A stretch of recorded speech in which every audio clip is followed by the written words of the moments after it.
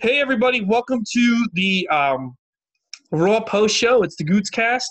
It's day one of the Civil War, June 1st, 2020.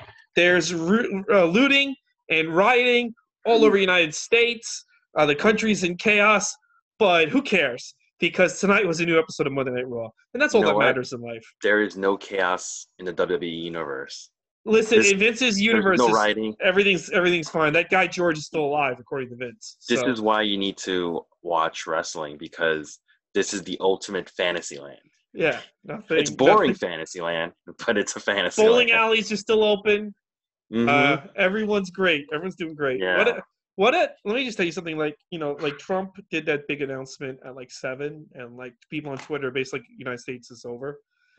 And I was like, well, maybe there'll be a good episode of Raw. And there's when something happens in the world and Raw is bad, it just like when my mom was dying, Raw was pretty horrible. That was like when it was if Seth Rollins first got the belt. Um, and when Raw's bad, all Raw does is remind you of all your problems in life. That's all it does when Raw's a bad show because it's so fucking long. But Yeah. let's get started. What an atrocious show! I hated 90% of it. I want to go through this as fast as possible because Yeah. even talking about it's going to be I painful. know. Raw. We start off with it is the regular team of Tom Phillips, Byron Saxton, Samoa Joe, and once again we get the NXT audience, NXT wrestlers making up the audience, and I believe Ron Funches, right? Am I just making that up? You think you're making it up? Ron There's no Funches? way. There's no way that guy's traveling to Florida to stand for 7 hours. He wouldn't do that. You did not see Ron Funches there, or some big fat guy, some big fat black Someone guy really there? called it out on Twitter. I'm gonna look up Ron Funches. Yeah, I thought it was There's him. no way. There's no way. Oh, that's what it looked like to me. Because they showed. I really noticed him around Charlotte's promos near the very, very end of the show. But maybe I'm making that up. You know, the new way Ron Funches looks. You know, he's lost Yeah, a might lot be of a wrestler weight. who looks like him. Yeah, so I could be wrong. It could be. Oh, I'm looking at latest. Yeah. Nothing. It's just him going on about these Black Lives Matter. Oh, okay. All right. Yeah. He blocked you on Twitter? No, it's him going on about Black Lives Matter. Oh. Yeah. Oh, well. Yeah, he blocked me on Twitter. Yeah, he blocked you on Twitter. You know, anyway. Jericho blocked a bunch of black fans who were like, why can't you just tweet out Black Lives Matter? He just blocked them. You know what I want to block? What? Seth Rollins on my TV. Okay, so start the show. Show starts off with Seth Rollins and his disciples. They walk to the ring. Seth gives a boring promo about Rey Mysterio. Shows a great video package of Rey Mysterio ending with his eye stabbing. And then Seth goes on, and then he gets interrupted with a Black attack. He gets Aleister Black attacking him, leads to our first match, Aleister Black versus Seth Rollins. They wrestle a bit. Humberto Carrillo comes out to make sure his disciples don't do anything. We go to our first commercial break in the match. We come back. Match keeps going on. Aleister Black does a moonsault to the outside of the ring. We go to our second commercial break. This is how long this match is. But it's not an exciting match. It's just an okay TV match. It ends up happening. Aleister Black wins with a roll-up. Mm-hmm. A fucking roll-up. He wins. I believe he had new trunks on. That was probably the most exciting thing. After this, everybody attacks him. Seth Rollins hits a stomp on Humberto Carrillo and Aleister Black. When this was finally over, it was 8:40. It was 40 minutes, dude. This whole thing. It was horrible. Match wasn't very good. Seth Rollins cut the same fucking promo that he always cuts. I feel like I say this every fucking week. And this storyline isn't as interesting as WWE thinks it is. And I was going to give them the benefit of the doubt because I thought something's going to happen with Rey Mysterio towards the end of the show, and this will redeem it. So, like, we're building up a big – and we'll get to that. But, you know, I gave them the benefit of the doubt when it started. All right, they're having a long match to kill time because, again, this was a taped Raw. So, like, I feel like they kind of give up on these taped Raws because Vince is biding his time until Corona goes away, and I guess we just murder all the Democrats. And then we can go back to having wrestling shows. I don't know. They got to stop doing these long matches, man. It doesn't work. Well, Not without there's crowd. nothing in it. these two have no storyline really. Aleister Black, why are you so mad about Rey Mysterio? For like, you guys weren't even friends. I don't know. It just Yeah. it was sucked. Garbage. This, like, I understand Humberto Carrillo. You know, I But they don't make him look like an understand. idiot every week. Just Rey Mysterio and his friends look like fucking idiots every week. Yeah. This was dumb. It was a big waste of time. I'll be surprised how the ratings go. But this took 40 minutes, and then we get our first commercial for Raw Talk. That's going to be on later tonight, and the free WWE subscription, because now they have a free version of it, and it's free. And they You keep saying it's hyped free. right after this. They hyped that they're gonna do Raw Talk right after this, and Seth Rollins is gonna be on with Samoa Joe. And I was thinking, I just watched 40 minutes of Seth Rollins. Why the fuck would I want to watch Seth Rollins more? Like, Exactly. this is why I did not want to watch. But see, Raw that's Talk. why I kind of thought that Raw Talk might have an angle, because it's like, all right, you didn't do an angle on Raw. Maybe you want to do the angle on Raw Talk, so people will tune in every week after Raw, and you get people like, oh, I should have signed up for the free tier on the network, if people don't have the network yet. But they No, didn't do that. They just fucking it was they just just more talk. Seth. I'm sure I'm cutting the same fucking promo he cut on Raw. I'm sure it was. Yeah, we get a very long Apollo Crews recap of everything that's happened. It was very long, and we Yeah, get it was. It was really long. A lot Angel of Garza. recaps. Yeah, and they were all the recaps were super long. Yeah, and not This was interesting.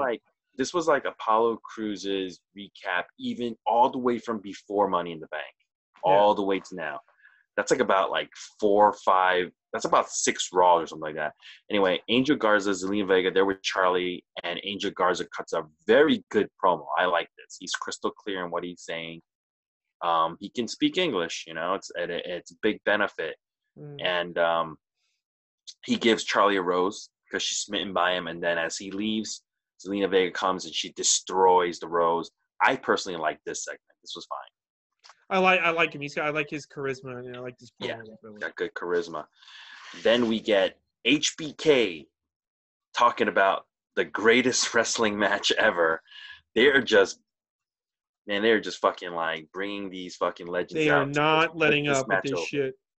He put over Edge. He said Edge is he thinks Edge is gonna come out the winner. Okay, and then we had Bobby Lashley and Drew McIntyre recap. This was another really, really long recap. And it ends with MVP is backstage with Lana, and she calls him a leech. He says she's a leech, and she slaps him. Anything about any of these? MVP was good. The Yeah. rest sucked. Lana looks like shit. By the way, I think they're purposely putting on a lot of makeup on her. Yeah. Because she's supposed to be like despicable and you're supposed to not like her. And I think that's the whole point. That's why she's putting on so much makeup. They want you to dislike her. Okay, well, it's working. It's working. It is working. She puts on that lipstick over her lips to make it look even bigger. And you do that.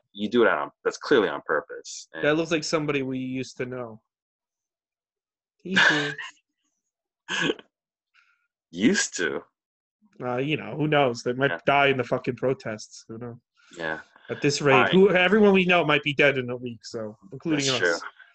We get a very long Rey Mysterio recap of everything that's happened. This show's full of recaps, and they're all super long about everything that's happened to Rey Mysterio. And then we get Apollo Crews in-ring promo. This is at the 9 p.m. mark. This is 9 o'clock. They're going with Apollo Crews. He says he wants to give his first title shot to Kevin Owens. Kevin Owens comes out. Kevin Owens makes Apollo Crews look like an idiot in this kind of. He goes like, yeah, I feel like you're giving this me because of pity. And Apollo Crews is going like, no, I respect you. And he goes, well, this is going to be you're going to have a very short title reign. This looked like they were going to lead to something. They're having a match. And as I'm watching this is the second match, Kevin Owens versus Apollo Crews for the U.S. title. I feel like there's something up. I feel like they're going to do some kind of bullshit. And sure enough, it's a bullshit DQ finish because Angel Garza and Andrade come and attack him, which automatically leads to match number 3. Kevin Owens versus Apollo Crews versus Angel Garza and Andrade. Apollo Crews hits a toss powerbomb on Andrade and wins. This was a fucking waste. You get a bullshit second match, and then it leads to a third match that I no longer care about because they fucking led me on for whatever. What'd you think about any of this? I liked the match with Kevin Owens and Apollo. I thought that was good. I like. No, before it ended. I did not like the tag match. It was just the same bullshit they've been pulling week after week. It's like, have this fucking kid beat Apollo. Hey, get the fuck away from there. Okay, cool. Sorry. Why don't you just move the chairs away from the table? No, she's biting my shoe. Oh. Maybe you should stop hiding meat in your shoes. I don't hide meat in my shoes. I don't like it when they give us a match and you watch it and it ends with a bullshit finish. It's kind of like, you just wasted my time. Yeah. And now I just didn't care about this tag match. This was just wasting my time. Wasting my time. Was. Yeah. We get an Asuka interview, and then we get the very important bowling segment from Street Profits and Viking Raiders. The best part about this whole thing was there was this guy working the counter, this really old dude, and they kept cutting to him, and he just had the same face. He was the best part. Everything else is like recycled jokes from all these segments that you're doing, where it's now like the Street Profits' turn to look like fucking idiots because they don't know what fucking bowling is. He's like, "Where's the Nikes?" Wait. I'm like, "You never went bowling?" Oh yeah, I heard that. Yeah. Oh my god, I want this. Maybe I'm just desensitized by how bad all of this is, but like this one didn't anger me. But I think I'm just beaten. I'm beaten. It's really hard to watch a shitty show when there's so much going on in the world, and then I feel like I'm wasting my time when I should be like following up on what's happening. But I feel like I was wasting my time tonight watching this. This segment made me. This was the first one that I watched where it made me hate not just the Viking Raiders but also the Street Profits. Like I don't want to see the Street Profits on my TV anymore either. I'm done. And these two tag teams were going to be on Raw Talk. You're telling me that it's Seth Rollins, Street Profits, and Viking Raiders on Raw Talk? Like, I do not want to watch Raw Talk. Yeah. Like, it's the worst shit. It's really bad. It's really, really bad. Really bad. Mm-hmm. Did you see the guy in the counter? The old guy at the bowling shoe counter? Yeah, probably some poor actor they fucking hired for the day. He was the best part about this whole thing. That whole thing. I didn't think there were any parts that were good. Here's something you need to know about this bowling thing, though. It is 2-2. Viking Raiders won twice. Street Profits won twice. That means that they're gonna have one more thing because you can't have it be tied up, right? Yeah. Unless I hope like in the middle of it, the Viking Raiders turn heel and they have a match at Backlash, because a match between the four of them would actually be good. They did have a good match. Yeah, a couple weeks ago. I made the they thumbnail. Did have a good match. That's been erased from our memories pretty much at this point. Then you see in the back Iconics fighting with Bliss and Cross, which leads to match number 4. Nikki Cross versus Billie Kay. Billie Kay wins with a sit-out single arm side slam, which is like the rock bottom. This was just like to me this wasn't even a good match, but it was just whatever. Yeah, it was whatever. You know what, this show, that was the thing about this show, like there was nothing like outrageously bad, like shockingly bad, but everything was just very whatever. Yeah, it was. Yeah, it wasn't like. Yeah, I mean, I just was. The only thing I remember. I can't fake outrage when there's so many real outrageous things going on in this fucking country. But like, I could do some outrage in a little bit. This was just we're getting some. I think we're gonna get some stuff that annoys. As this show's going on, it just gets worse and worse. Yeah, but it was like whatever. It just nothing held my attention. It was just. Yeah, then they do a Drew McIntyre promo about Claymore Country. It's nothing. Then they do a Ray video where Ray's at home and they interview him. Oh, this was horrible. Oh my gosh. So last week, they said Rey Mysterio's retirement ceremony, right? Mhm. And then you tune in this week to find out it's not really a retirement ceremony set up by Rey Mysterio. It's a retirement ceremony set up by Seth Rollins. And they want, so now they're already fucking deceiving us. Yeah. If you are a loyal viewer, they're already lying to you. And it And kind of made it sound like Rey Mysterio was going to be in the arena. yeah, and this is where I learned that this was not a real retirement ceremony, because then they started asking. It's like a video interview, and they ask him, "So Ray, when are you returning?" And I'm like, "What do you mean? When is he returning? Is he retiring?" No, I don't know. I might never. I don't know yet. I don't know about this retirement ceremony. Dominic comes out. Dominic's mad. He thinks someone in the family should go after Rey Mysterio. Ray says, "No, don't do that." He walks away. Dominic is the last one to speak. He says, "You're Seth. You're a man of the scripture. Well, eye for an eye." And I was like, yes. And also, bad promo for a bad promo. That's basically what this was. This promo was. Let me tell you why this promo was so bad. Because Mysterio isn't like he's going both directions. He's either Seth Rollins has ended your career or you come back for revenge, but he wouldn't commit to either one. So it's like, well, what is it? Are you done? Are you afraid of Seth, or are you gonna come kill him? Like you're not committing either way, and it's a pretty fucking stupid promo then. And then the Sun comes in, and I'm like, oh, the Sun's gonna challenge Seth Rollins, and then the Sun starts doing the wishy-washy shit. Seth Rollins, you should get it. Never mind. No, you should like either one of you is gonna go beat the shit out of Seth Rollins. Say that tonight, because Rey Mysterio for the last 2 weeks, Seth Rollins has been just shitting on Rey Mysterio. Mm-hmm. His friends have been getting their asses beat because they're trying to defend this fucking guy. And then this guy comes on TV and it's like, hey, so are you retired? I don't know. So you coming back? I don't know. Well, do you want revenge against Seth Rollins? I don't know, but I fucking hate him. But also, let's not. Well, so what's the point? What are you trying to say? Yeah. What was the point Commit of this? to something. Either you're done and Seth Rollins has retired you and you're defeated, or you come back for revenge. What the fuck Ray's mad. Ray's mad at Seth, and then his son Dominic's like, "We need to go after him." And Ray's like, "No, man, we gotta relax." I'm like, "What the fuck?" I'm like, "What?" And let me ask you a question. Didn't in the interview they ask Ray like what his feelings were on the retirement ceremony that Seth Rollins was gonna do later tonight? Mm-hmm. But they never did one. No. They that the beginning of the show was the retirement. Yeah, they never. It was a fucking mess. That wasn't the retirement ceremony in the beginning. Yeah, that's true. Maybe they filmed something and then they got rid of it.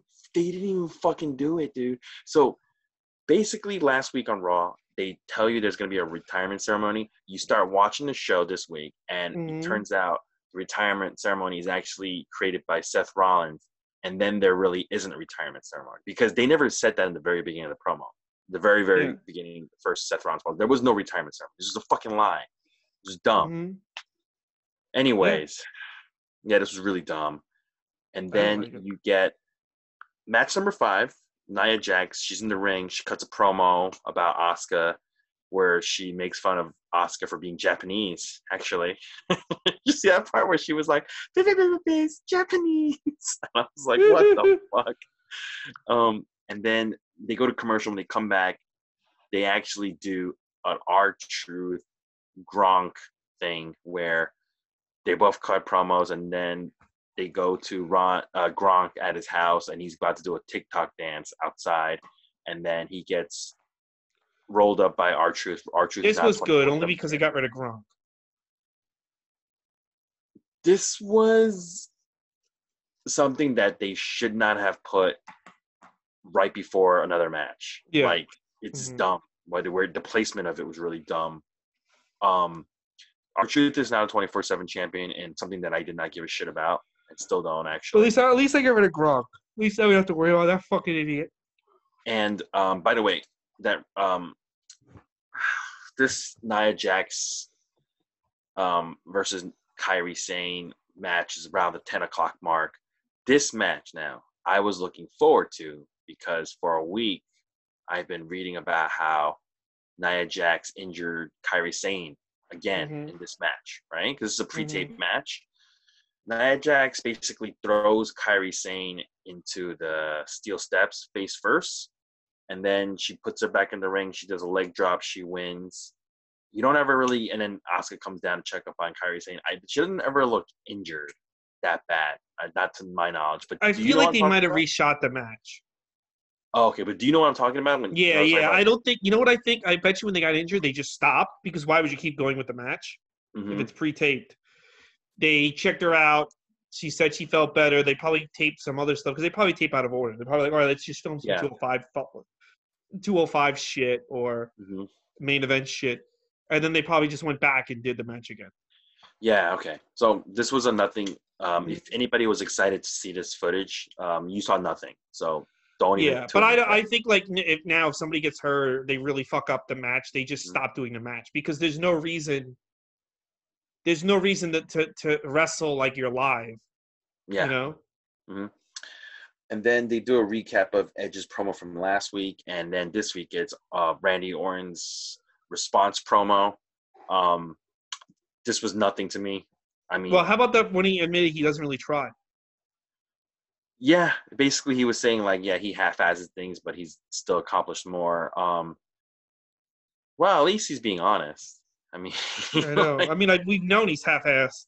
Yeah. If he's not into it, he's half-assed it for years. But yeah, but I mean, that doesn't make me want to watch this match. But that's the other thing too.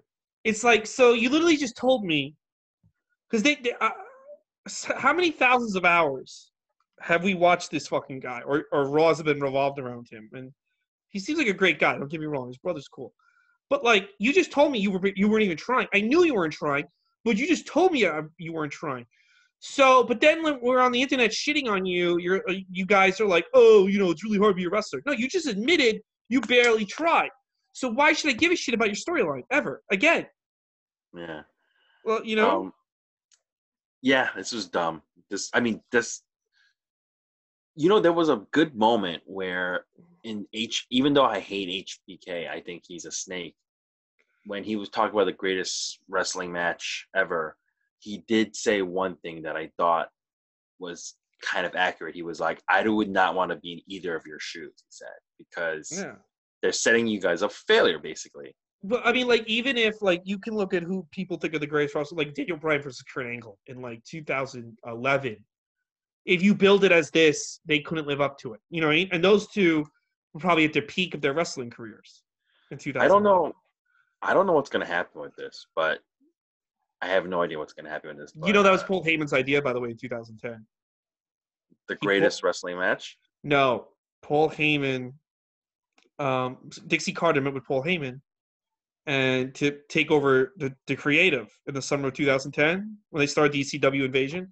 And he pitched her, we bring in Daniel Bryan, he wins the belt, and then he feuds with Kurt Angle. Now you have a guy we can bill as he was too hardcore for WWE. Now he's here in TNA. He makes the champion, and him and Kurt Angle feud as who is the best wrestler on the planet. And Dixie Carter was like, "Yeah, Hulk Hogan," and he was like, "Okay, bye." So, man, that's the summer Daniel Bryan was fired. Remember he was fired? Yeah, that was 2010, I believe. Yeah. Where he was working Dragon Gate USA matches. Yes, and Paul Heyman wanted to bring him into TNA. By the way, some of those shows, they are posted for free on YouTube now. If you go to WNN, you can watch those full shows from 2010 where Daniel Bryan's going up against some of Dragon Gate's best. It's great. It's fantastic. You got to watch those. So let's, what show's bad when it. We could thank Dixie Carter for that. Yeah, what show's bad when it hurts to even recap it. Let's keep going. Yeah. This show's. Then we get a Charlotte promo. Oh fuck! I was so fucking annoyed when this bitch came out and cut the same fucking promo, like the 8th week in a row. I was so fucking annoyed. Okay, go back. And then we get a match between Charlotte and Asuka. This match, it's very good. There's even a moment where Asuka has Charlotte in like a cross arm breaker. She turns it into a triangle, and then Charlotte turns it into a Boston Crab which Asuka turns it into a knee bar, and then Charlotte like deadlifts her out of it and puts it into like throws her into a German suplex, some kind of weird, crazy like chain combination, which is fantastic. And I'm like getting into this match. I'm like, man, at least there's one good fucking match in the show. And then all of a sudden, Asuka's music hits. Nia Jax comes out with an Asuka mask, and there's no physical confrontation. All of a sudden, the ref rings the bell. It's over. The match is over. Just DQ. No, they don't even announce what happened. There's no count on nothing. They had 2 DQ finishes in one show, dude. This is a fucking terrible show. Here's my thing: Charlotte and Asuka could be like the hot feud for the summer or for the fall or what have you. Why just give it a Bayley with this stupid dopey match just to put over Nia Jax when Charlotte has been on every fucking show? She's gonna be on NXT. Mm-hmm. She's gonna be wrestling it In Your House this Sunday. We're gonna cover that, but right? What? Are we covering In Your House? When is In Your House? Sunday. This Sunday? Yeah, bro. Oh, I guess so. Yeah, I didn't even realize it was a Sunday. But anyway, my whole thing is like, why give away this match for such a stupid reason? You know, you could have just had Asuka versus Liv Morgan and like this. It just, you know what I mean? Aren't they gonna do? I thought the SummerSlam match would be Asuka versus Shayna Baszler. Wait, I'm just saying that like, why waste Charlotte and Asuka on this stupid thing? It makes no sense, and I don't need to see Charlotte on this fucking show. By the way, this is the second champion versus champion match that Charlotte has had since she became NXT champion, and it's fucking bad, dude. It's champion versus champion. They have the little hashtag. It means nothing in this company. It means nothing. It means nothing. Imagine if like back in the day, Asuka in 2016, Asuka fought Charlotte on Raw. It would be huge, and now it's like, oh, who cares? Like, you know, if the NXT champion and the Raw champion fought each other. You know, last week on Raw, before that 3-way that Nia Jax, Charlotte, and Natalia were in, they interviewed Charlotte about if you win, you might have a possible champion versus champion, and you could become a double champion of, you know, Raw. And she just gets it this week. But then she gets a match this week. It's fucking dumb, dude. It's fucking dumb. The show is dumb. All right, let's finish it up. Yeah, let's finish it off. Lana interview about possibly going to the ring is next. Then we get our 7th and last match, MVP versus Drew McIntyre. Lana comes to the ring. By the time this match starts, bell rings. It's 10:57. This is going to be a 3-minute match. And I'm like, I know this is going to be a squash even before this begins because I already know the started so late. Yeah. Like, you're not doing anything to fucking keep me, like, watching this whole show to the end. It's like, there's no more suspense as what's going to happen. Drew McIntyre hits a Claymore. He wins. Lashley puts him in a Phil Nelson to end the show. This was a waste of my 3 hours today. And how dare you even suggest that I waste more time on this by watching Raw Talk? Dude, I thought that they weren't doing angles on this to do them on Raw Talk, so they forced you to get the fucking network. This is terrible, dude. That's what I would have done if I had no fucking angles in this show, dude. That last segment. First of all, Bobby Lashley and MVP have been so interesting, and then they just fucking don't do anything with them in the last segment. And